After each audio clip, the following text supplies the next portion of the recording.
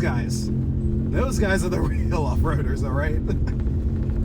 I am basically a casual compared to those dudes. These guys are sick. They are just, like, amazing, man. I mean, they fly up these mountains, man. And like, when I'm here, right?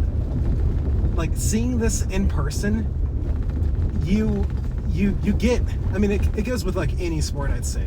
Seeing it in person, you gain, like, a whole new level of appreciation for what they do. And, I mean, make sure I give everybody plenty of room. I mean, like, they're literally jumping up these mountains, man. Like, and it's just so extreme, okay? It's just so extreme. They're so fast. I mean, they're just flying up a vertical wall, getting air, and it's just like boom, boom, boom, feature after feature after feature. They're coming down these things and they're getting air. They're just flying off these cliffs into these banks, and it's just a whole different level of extreme, dude. I mean, it is so cool to see in person.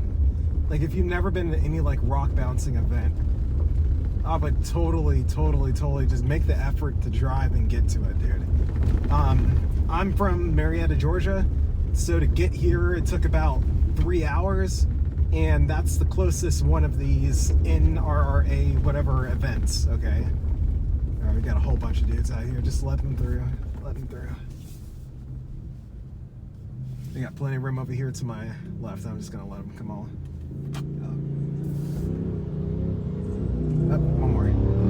It's hard because all this dust is super dusty, and if they don't have lights on, well, even if they do have lights on, you'll like see them at the last minute. Like this fog right here is like the dust is super thick. All right, going on a bit of an incline. It's nothing. All I'm really doing is just watching out for sharp rocks. That's it. Watching out for big, sharp rocks that are really pointy. That's really all the care I gotta give here.